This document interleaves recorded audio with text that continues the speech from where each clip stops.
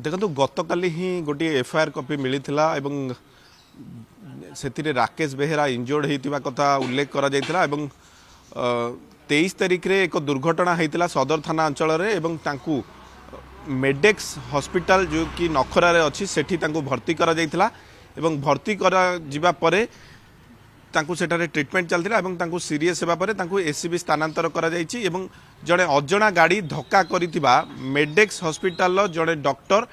FIR देइचंती सदर थाना रे। तबे एटी प्रश्न उठुची जदि तांकर दुर्घटना घटितिला मेडेक्स हॉस्पिटल डॉक्टर कहीं एफआईआर देले सदर थाना रे तांको परिवार लोकों को कहीं अवगत करागला नहीं एवं पुलिस प्रथम ही कहूला 24 घंटा भितर थाना ही छड़ा जाइथिला पचरा उचरा करबा परे 24 तारिख रे पुलिस कहूला जे तांको थाना को डका जाइथिला एवं 24 तारिख रे तांको छड़ा गला एवं 24 तारिख रे जदि छड़ा गला 23 तारिख रे दुर्घटना घटितिला एक कथा जहाँ एफआईआर रे उल्लेख करा जाइछि। जदि 23 तारिख रे दुर्घटना घटितिला तांकर जे हॉस्पिटल से भर्ती होइतिले तेबे थाना को गले केमती एवं ये जो घटना पूरा घटी ये जो एफआईआर कॉपी सामना को आसी सेठी पूरा जना पड़ुची गोटे नुआ स्क्रिप्ट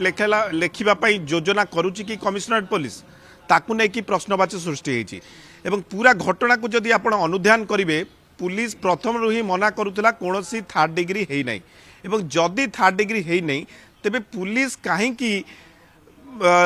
तांको जगी रखुची बा मेडिकल ले रहुची एवं कौन कथा को घोड़ेबा को चेष्टा करुची ए कथा तांको परिवार लोक सीधा सड़क अभियोग करुचंती एवं तांको बापा माँ सीधा सड़क अभियोग करुतिले जे आमको राकेश को देखा दौ नथला पुलिस तो ये सबू कहीं करा जाउथला ताकू नहीं कि गोटे बड़ प्रश्नवाची सृष्टि होती एवं बड़ संदेह सृष्टि होती एवं जितेबाला एफआईआर कॉपी सामना को आसी एफआईआर कॉपी पर पूरा जना पड़ुची एक नुआ स्क्रिप्ट लिखिबापी योजना करुच्ची कि कमिशनरेट पुलिस कहीं पूरा घटना जहाँ घटी एवं जहाँ थर्ड डिग्री अभियोग आसूची एवं थर्ड डिग्री अभियोग आसवा सहित पुलिस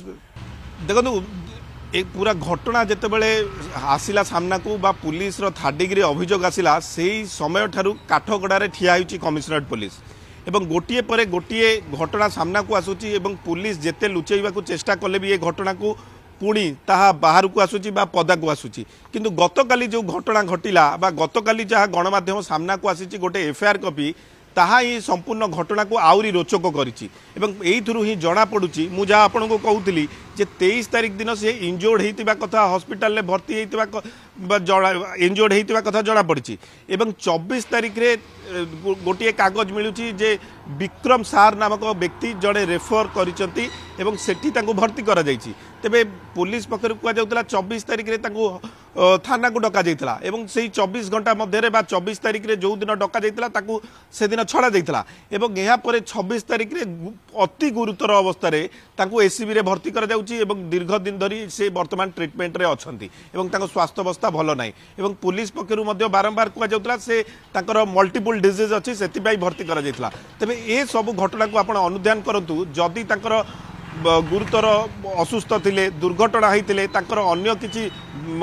बेमारी थिला एवं ए बाबद तो तांको परिवार लोक चिंता करिवार आवश्यकता थिला एवं परिवार लोक ही तांको हॉस्पिटल ले भर्ती करथांते पुलिस काहे तांको नेकी हॉस्पिटल ले भर्ती कला जे जदि दुर्घटना घटितिला पुलिस रो कोन आवश्यकता थिला एभली करिवा पई एवं पुलिस तो सीधा सड़क आसी गणमाध्यम सामने बा तांको परिवार लोकों को सीधा सड़क कहितंदा तांकर दुर्घटना घटितिला एवं दुर्घटना परे तांको हॉस्पिटल ले भर्ती करा जाइतिला एवं जहाँ खबर मिलतिला एवं तांको परिवार लोकों को अवगत करितंदा जेहेतु किछि फाउल प्ले थिला आ भितरे एवं जो संदेह उपजिला एवं परिवार लोक जो अभियोग करथिले सेतिरे किछि सत्यता थिला एवं आपणकर मने थिबो तांको परिवार लोक जो प्रतिक्रिया जेतेबेले देइथिले एवं से सीधा सड़क कहिथिले जे पुलिस स्वीकार करछि थाना रे थर्ड डिग्री हेइछि एवं जो भूल हेइ जाइछि कार्यानुष्ठान ग्रहण करिवो एवं आउ गोटिए दिग आपण ए घटनारु देखंतु जदि थर्ड डिग्री हेइ नाही से आईआईसी को कोन पाई बदली करागला